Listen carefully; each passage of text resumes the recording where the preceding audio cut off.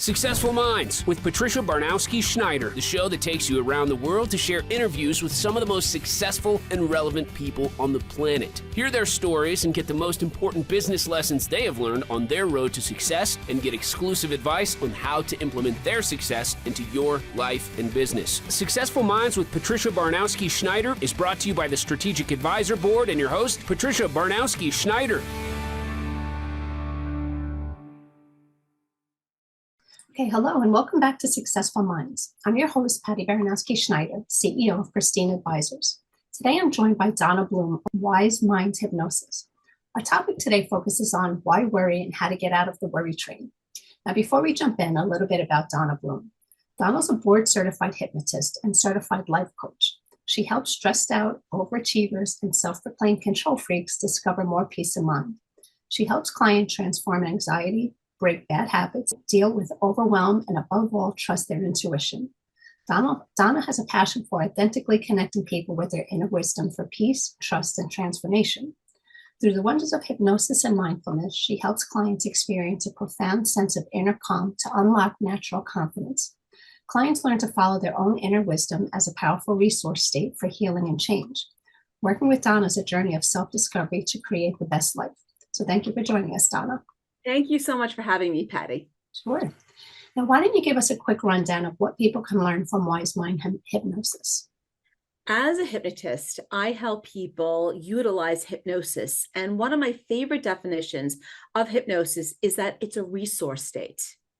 It's a resource state that we can use consciously to go inside of ourselves to get inner wisdom.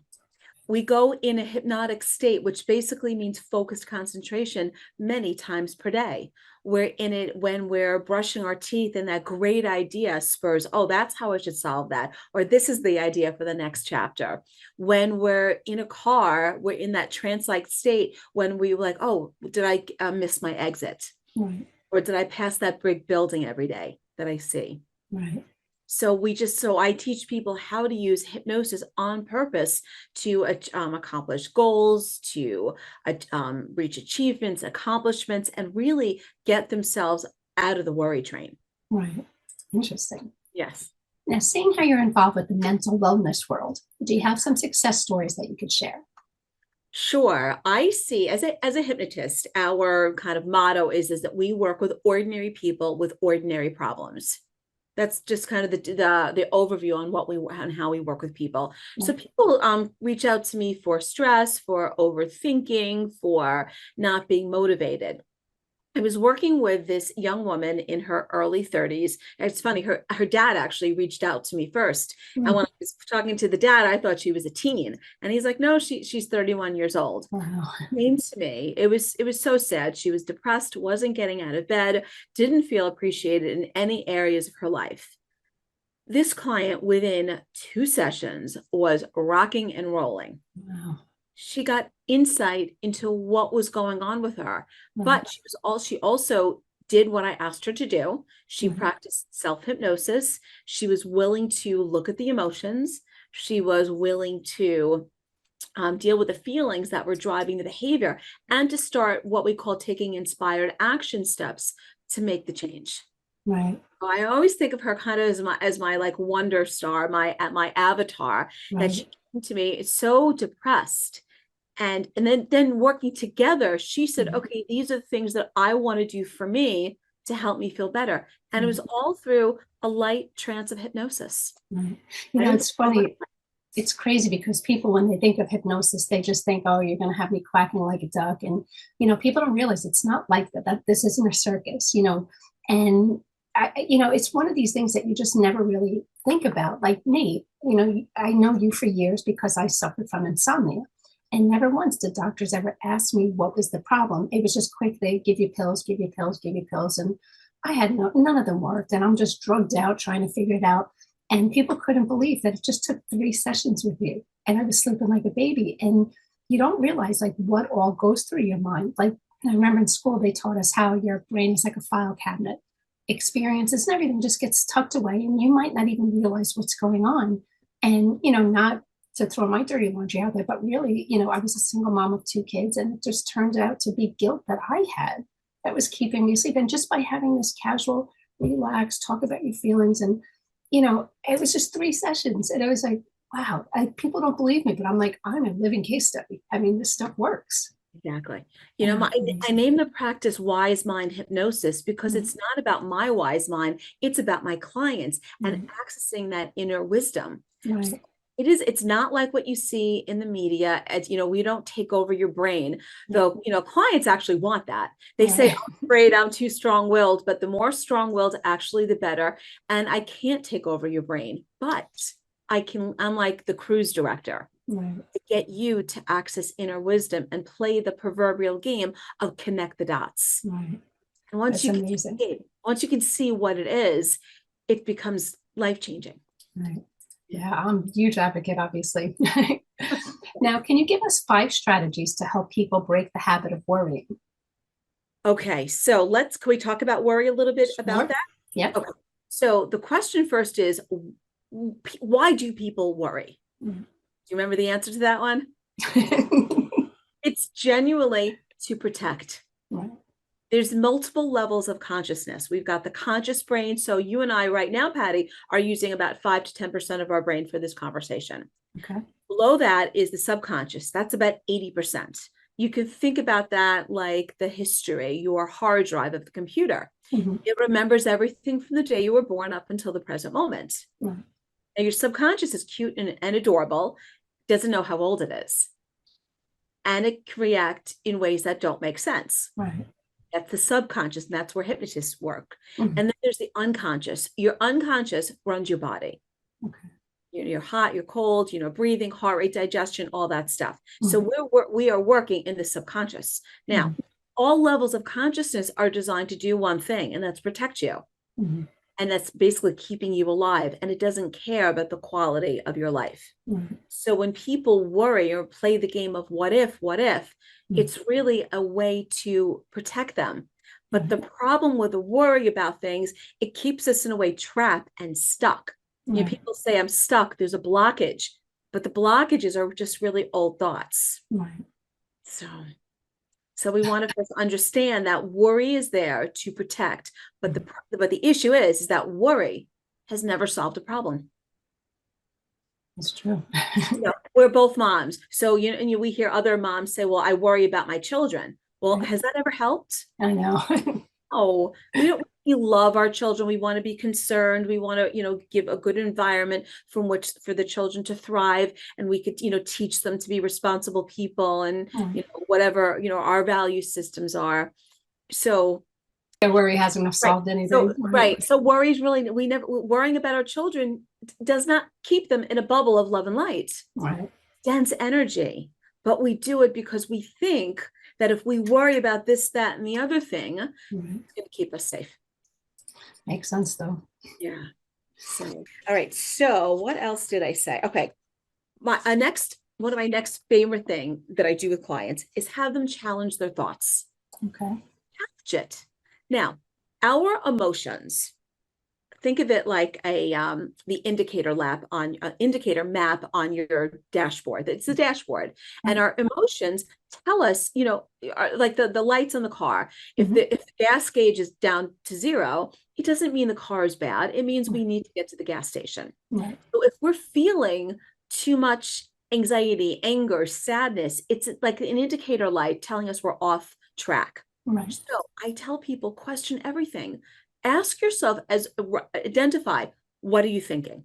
Right. If the person's thinking, well, I'm not good enough, people aren't going to like me, people are going to make fun of me. Question that. Is that really true? Right. So we want to question that.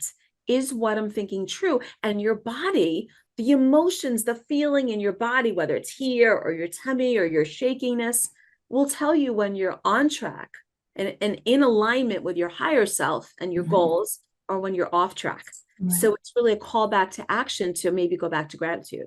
Okay. Yeah. I remember even with mine, after my one ordeal, with like sleeping, we would just say, anytime you don't feel safe, think about it. What's here? You're in a home. You're with people you love, and then it was like just reassuring myself, no, you're right. And you have to just kind of recollect and say, you're right. I'm okay. And just, you kind of refocus and check your gauge again. check a gauge. And maybe even going back to, well, if anxiety is there to protect and the worry is there to protect, what am I protecting myself from? And then we want to start challenging. And that's what I do with clients, you know, at a deeper level. Right. Nice. So that's another way. The game, when clients play the game of in their minds, what if this happens? What if this happens? And then it could be that it spirals. Right. You know, it's like the hamster on the wheel, maybe it's getting exercise, but it's not making any progress going forward. Right. We can change that game to what if, to even if. Even if this thing happens, you know what? I've dealt with things before. Right, that's good. Even if this thing happens, I'll deal with it in the moment. You know? Yeah, it's a good like, switch. Sometimes, like, I'm a baby when it comes to the doctor with like different stuff. Like, you know, some things are uncomfortable or hurt or whatever. Right. And I'm like, okay, I can get upset when I'm on the table. Right. And that's sometimes like, okay, not telling me that I can't. I'm Right. just saying that a little bit. Right. So we sometimes want to play the game that even if this Right. happens, and or giving ourselves space to have our feelings. Right. That's another trick. We're allowed to feel worried, anxious about this or that. Right. And when we give ourselves space, it doesn't need to overwhelm it. The problem is when we're trying to push it away, go away, go away. It's like, no. It's a part of us. Right. What am I frightened at? And how old am I? Oh, I feel like 10 years old again, where I couldn't write a book report, and I got in trouble that my writing wasn't good. Right. Well, those feelings of 10 are coming up.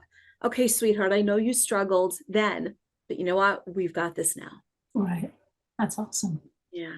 Yes. So those are just a handful of strategies that I use to really kind of challenge our thoughts to get back to alignment with who we are. Right. Yeah, because it's true, like you say, you know, sometimes you divert back to, you know, childhood stuff, you know, like it's one thing that I try to explain with my kids, like different eras. You know, I'm an adult, so I could just say, well, that era was born and raised one certain way, that you're not going to change how they are. That's just the way they are. But, you know, it's tricky because you have to kind of, I guess, get to the bottom of why do you even feel that way? Because that was something that was told to you as a kid. But is that true? You know? That's true now. And does it belong to me? Yeah. Does this worry? And I will sometimes ask that to clients. I'll be in it, you know, they'll be in a conversation with them, and I'll say, okay, I want you to answer this question quick, yes or no. And I'm like, does that belief belong to you? Quick. And I'm like, no. And I'm like, well, who does it belong to? Sometimes they can answer and sometimes they can't. I'm like, well, if it doesn't belong to you, what do you want to do with a thought? Sometimes kids are like, oh, I want to, like, you know, shoot it out of the sky. Like, okay, imagine it's an arrow and it goes away. Right. Yeah, because you don't realize you're just doing what you've been doing for decades, and then, you know, you realize you don't have to. Right. You know, and change is the number one form of stress. Yeah. Any kind of change. So when they stopped making my favorite tea, I wrote to the company, I wrote to Bigelow, like, to bring back my hazelnut vanilla. It was part of my routine. I like freaked. Yeah. You know, but change, you know, we don't like change because it interrupts, say, our, you know, our morning routine or something. Right. But we do like change. I don't know about you. I like my iPhone. Yeah. I like the updates. I like all the things that it can do for me. Right. So we do want to be able to embrace change. Yeah. It's scary. I guess that's the thing. You have to just get over that fear and just, okay, what's the worst that'll happen, you know? Yes. And when the fear is coming up, we want to hold that safe space for us individually to have our fears. Right. It's when we get stuck in them that it becomes the problem. Yeah. Sometimes just verbalizing, that's another thing that I tell people to do, is to verbalize their fears. Right. The client that's overeating at night, the sweets, they come home and it's been a long day and they go to the cupboard or the freezer for the ice cream. Say it out loud, verbalize it, because then you're giving it voice and a safe space to be, so that it doesn't have to overwhelm you. Nice. Yeah. Now tell me, what's one of the biggest problems that you solved in the last year? For me personally? You personally or for clients? I've been seeing a lot of what we call spotlight problems. Okay. And a spotlight problem is when these teens and these young adults are afraid to say go into school because they think everyone's looking at them. Mhm. And that the spotlight is on them, that if my hair is not a certain way, or if my Right. clothes aren't the most up to date, or I've got a wrinkle in my sweater, that Right. people are going to start judging me. Mm.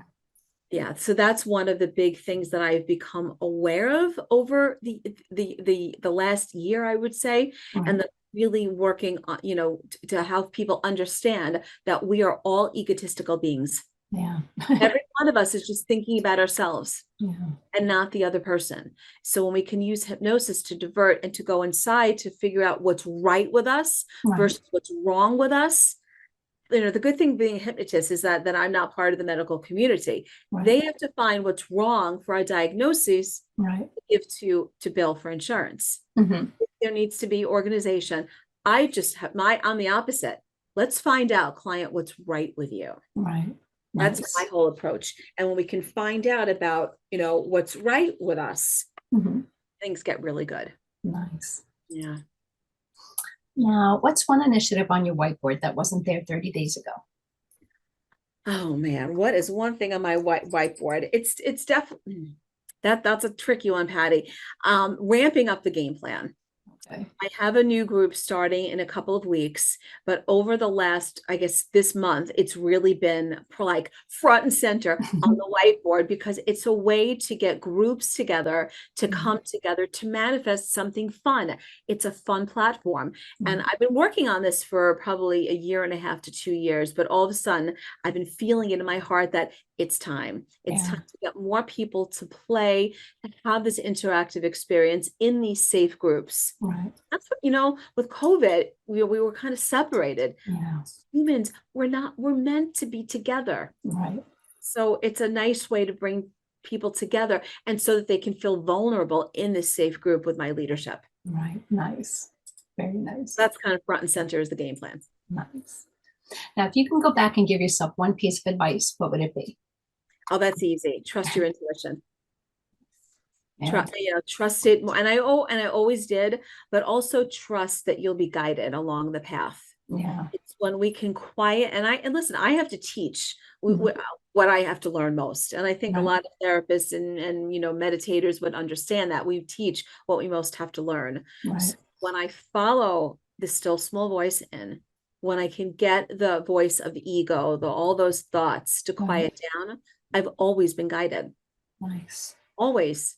Even when something is scary, like when I got COVID, I was in my office and luckily my client was online. Right. And I was coughing and I heard clear as day, it's COVID. I did get, obviously this was back in 2020, like, this is what you need to do. You need to take these files, take this notebook, maybe your iPad. I had muffins in the fridge, and like, eat all these things. You can't go to the bathroom. You need to get to urgent care. And I was guided through the entire process. Wow. So I was not scared that anything terrible was going to happen, more annoyed than anything. Yeah. So that was one way. When you listen to your intuition, even something that's scary like COVID wasn't. Right. And then my practice and I have trusted that the right people reach out to me, that it's not a coincidence who calls me. Nice. And you're one of them. Well, I'm such like a fast-paced person, and I learned that the hard way. Obviously, you have to start listening to that little voice in your head, because it is guiding you. And I was always like, now I take a step back and I'm like, follow the signs. It's trying to tell you something. So can I just want to clarify one thing on the small voice? People, they have trouble identifying, well, what is that voice? Yeah. And it goes back to emotions. It's how it makes you feel. Right. It will always have the highest and greatest for you and maybe anyone else concerned. It becomes the no-brainer. It's the obvious choice, and it will have a settled feeling in your body. Right. It will feel right. It will feel, as opposed to if it feels anxious. You know the difference. And our emotions, again, it's like it's the guidance scale. It's the dashboard in the car that tells you where to go. And that's kind of a quick little way to know, like, well, is it my higher self or is it my ego? You decide. Yeah. So now, what's one big takeaway you want listeners to get from this episode? Awesome question. That we don't actually have to suffer with rumination or negative thinking. Worry, again, actually does nothing to protect you. Sometimes taking precautions and being concerned does. But trusting your wise mind will take you far in life, and it will set you free. Nice. Trusting that intuition. We all have it. We all have it. Yeah. Now tell us, what's one tool that you always carry around in your toolbox, no matter what project you're working on? Okay, and that's got, I mean, this is proverbial, I don't know what the word is. This is very common, gratitude. Okay. I really can't say enough about gratitude. When I became a hypnotist just 10 years ago, very excited to celebrate my milestone. On my thank you. On my very first business card, on the back of it, I wrote, "I am so thankful and grateful for ... I remember that. You probably got one of my first business cards. And because if we can just fill in the sentence, "I'm so thankful and grateful for a beautiful day out. It's 55 degrees in February in New York. A blue sky, a warm cup of coffee in the morning." It trains the brain to look for something positive. And I'm not talking about false positivity, but we're training the brain to be appreciative of the things that we have, and sometimes appreciative of the things that we don't have. Right. You know, it's funny. I was driving one day and it was the same thing. Like, there are some people who I just call them negative Nancy's. They're just always negative, no matter what. It's like, I'm driving, it was a rainy day, and I'm like, you know, but it was beautiful out. I'm like, even though it's rainy, you think about it, it's like, but that's going to make the flowers bloom. And, you know, there's just so much that you could be positive for. You just have to have an open mind about it. And, you know, what they'd say, law of attraction, you know, think positive, positive will happen. You know, negative Nancy's, how's that working out for you? Nothing. You know, you have to, you can find beauty and happiness in things if you just put in the effort. Right. And when we start finding beauty and looking at a rainy day could be beautiful, it's going to bring us the flowers in the springtime. That is eliciting positive emotion. So with law of attraction, it's way more than just thinking positive, because you cannot fool yourself. Because our feelings have to be congruent with thoughts. And thoughts create feelings. So when we can start by just looking around and even giving it lip service, we're going to begin to get into alignment and feel those feelings. So that's one way to get off the worry train. And I kind of call it, when people worry, I call it going down the dirty, nasty road. And it's a well-worn path, and we kind of know how to do that. Yeah, habit, right? Worry and sometimes anxiety is a habit. Yeah. It really is. And that's where you kind of help reroute them into seeing things for the better. And they need that sometimes. They could think it in the subconscious, but they need that little push to say, okay, here's what you need to do, you know? Exactly. So that's why when I'm working with my clients, I have a transformational hypnosis program where I'm weaving in both coaching and the hypnosis. Okay. The hypnosis goes to have us identify those aha moments of what got linked together. Because in our minds, things get, I think it's called Hebb's law. Neurons that wire together, fire together. You know, an example could be you're driving the car and there's a red light. What do? We stop. Depends where you are in the queue. So that's a good thing that works for us, stopping the car. But we sometimes have, you know, that like, oh, we have to worry about something. You know. Habits break. Habits. So we want to kind of identify, where did they come from? And it could be something really, really simple, like, a parent maybe would always put us down, or say we have to be busy doing something. You can't rest. Then the parent is either they pass away or they're not here. And now we've got the belief system that we have to be busy all the time. And we think if we do that, it's keeping the parent alive. So we can keep those wonderful, cherished memories, but say, you know what? It's okay. I can rest. I can have a timeout. I can do mental self-care for myself. That's awesome. Yeah. Now tell me, what are you most excited about right now? What am I most excited about? Well, I am most excited about something that I'm putting together called the game plan. And I've created this game plan. It's a combination of law of attraction meets Candyland.